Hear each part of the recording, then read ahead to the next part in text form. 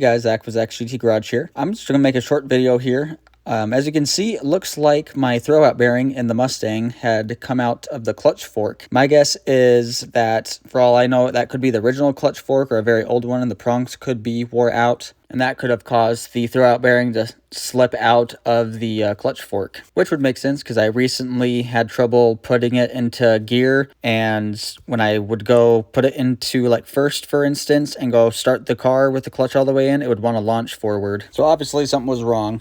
So I went ahead and tested out my clutch cable and took a look at that. It's not frayed or stretched or anything, so that's when I went ahead and went to go look at the throwout bearing and the clutch fork. And sure enough, this is what I found. So this is what the clutch fork is supposed to look like, with the throwout bearing properly seated in the clutch fork against the pressure plate. And obviously this is what mine looks like. So I'm going to need to get a new throwout bearing, clutch fork, and a pivot ball, because why not replace that too, because that could also be rounded off and badly damaged as well. So once I get those parts, then I'm gonna have to get the transmission out of the car and then replace those parts, but that will be a future video.